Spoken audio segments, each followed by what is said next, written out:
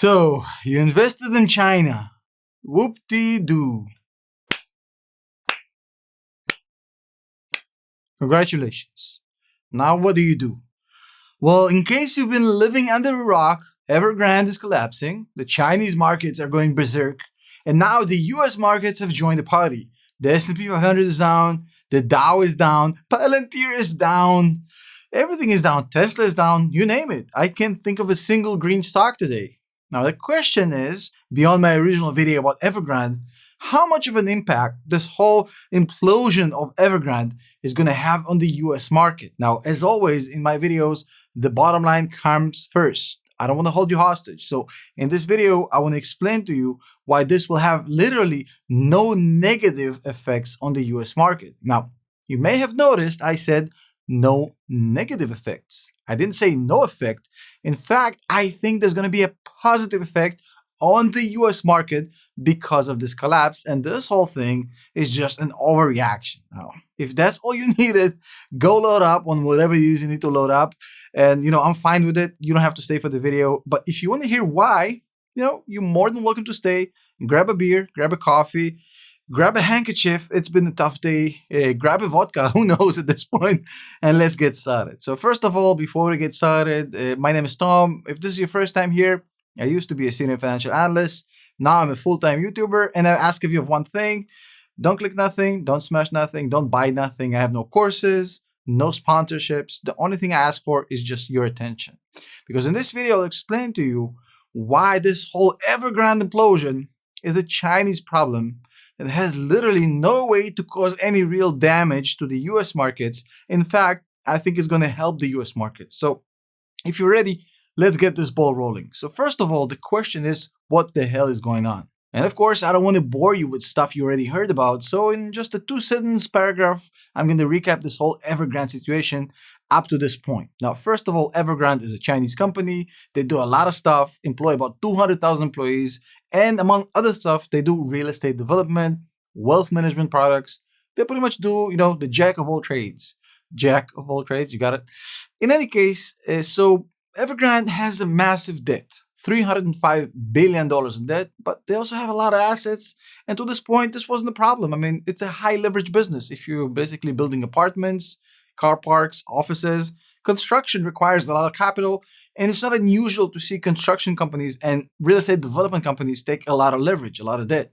However, as we just found out, the assets that are being held by Evergrande are pretty much useless. Nobody wants them. And it's not really Evergrande's fault. The problem is that the whole Chinese market has gone through a massive spurt of growth. They built a lot of houses, a lot of apartments, a lot of offices, a lot of trains that are literally going nowhere. And now we have ghost cities in China. Go check it out. Cities that has everything, infrastructure, roads, schools, buildings, and yet not a single resident because they're not needed. So this whole Chinese real estate market has basically imploded because at some point there's got to be an end to this nonsense. And now it is, and Evergrande is just one of many Chinese companies that will feel the effect of the implosion of the Chinese real estate market. Now, that's not even the biggest problem of China because they have a demographic crisis, aging population, and all that good stuff. They're just trying to keep the lights on at this point. So the whole narrative of China taking over, I feel it's kind of laughable. Shout out to my friend Daniel. We spoke about it on our podcast a couple of months ago. Apparently, this is exactly what's going on right now. So the question is, right, now that Evergrande is collapsing, we're seeing what's going on today in the US. Everything is down. So the question is this an overreaction? Or is this the next Lehman Brothers? Is this company the final straw that's going to collapse the entire global economy, the US economy? What the hell is going on? So let me answer briefly, as I already did. No, it is not. So it is strictly a Chinese real estate market problem that needs to be addressed in China. It has nothing to do with the US. Obviously, some US banks, I think quite a lot, we just saw a lot of US bankers travel to China recently in the last few days. They do have money with Evergrande. It's inevitable. But is this a global systemic risk? Not really. It's a Chinese real estate problem that has no actual global impact about the US economy or the global economy. It's completely kind of quarantined in China. So the question is, what happens next? How does this thing play out? And check this out. This is just my theory, my opinion. Might be inaccurate, might be wrong, might be the ramblings of a madman. but this is how I see it play out. You can play out your own scenarios, I mean, within the boundaries of reason and law. So this is what I think is going to happen.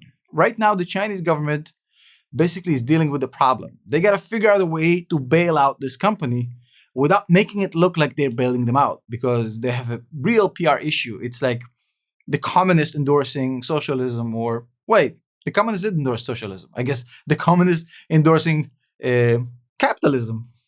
For some reason, I had a Freudian problem to say the word capitalism. Maybe it's because of the shirt. I don't know why, but it's like, the head communist chief honcho coming out and saying, "Well, capitalism is good."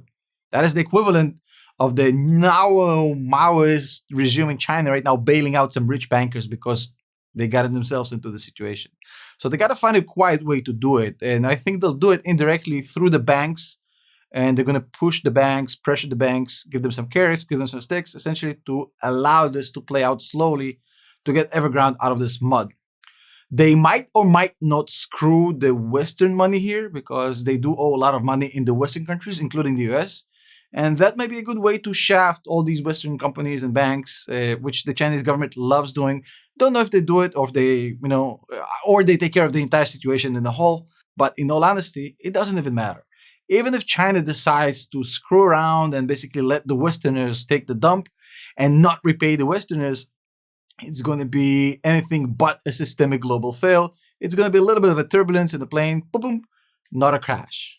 Now, here's what I think actually happens next. Check this out. So the first thing we're going to see, and we already started seeing it, is a little correction in the market, which was due. I think things were getting hotter and hotter, frothier and frothier. So this correction actually comes in time, and it's healthy for the market. So the correction is here to stay. I don't think it's going to go bouncing up tomorrow, but it's just a correction, and eventually it's going to even out. Do we have a bear market scenario, a crash? No, I don't think so. But Evergrande is also going to feel the pain, especially Evergrande's management. I think heads will roll. I mean, every single member of management is going to feel the pain. They're going to get fired, I hope, for them, and nothing worse than that.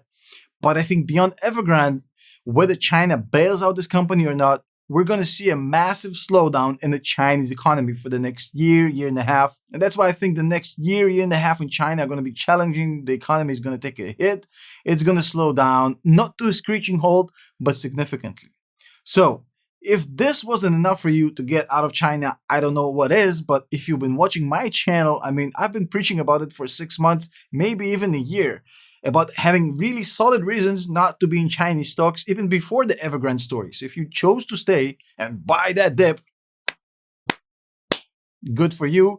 Now you have to make a decision, and a tougher decision that you had to make a year ago. Again, even without this Evergrande story, there's plenty of good reasons not to get into Chinese stocks. Now, how does this even benefit the US? Right now, the US markets are crashing. How the hell do you think it's going to benefit the US, Tom? You're probably crazy. Well, check this out. You have to understand that there's going to be a lot of people sobering up from this Chinese hangover because of Evergrande exposing the structural issues with China, the real estate market, the demographic problems. I think that after this whole thing blows over and the US market goes back up, which it will, it's just a minor correction, you're going to have a lot of money flowing from Chinese companies, a lot of investment money, a lot of institutional money, because the banks just saw what just happened. A lot of money will flow from China back into US companies and the US stock market and the US economy. So on a long-term basis, if you look at it at a 6 months to a year basis, China is basically imploding, and this whole Evergrande story is going to benefit US stocks. And that's why I think that this story specifically is not going to cause any massive global crashes. If anything, it's going to help the US by flowing money or reflowing money from China back into the US. But then again, I've been wrong before. Just a YouTuber, not a financial advisor. You gotta do your research. I think that that's exactly what's gonna happen. Let's talk in 6 months or a year, and let's see if I was right. But I gotta be honest with you, my track record about China ain't that bad. Go look at some of my older videos warning you about this. And as always, a huge shout out to the channel members and the Patreons for sticking with us, allowing me to make this sort of content instead of the clickbaity stuff today. I've been dabbling in it before, I'm not gonna lie, but making these sort of videos with actual value, no clickbait, even if it takes a hit in the views. Thank you, channel members. Thank you, Patreons, for allowing me to get off the clickbait train. I'm going to admit, I was a little bit clickbaity lately, but I think now we're back on track, and we're actually going to provide value with the support of our almost 4,000 Patreons and almost 1,000 channel members. we're good to go. We're free of the shackles of clickbait. Thank you for joining me. I'll see you tomorrow.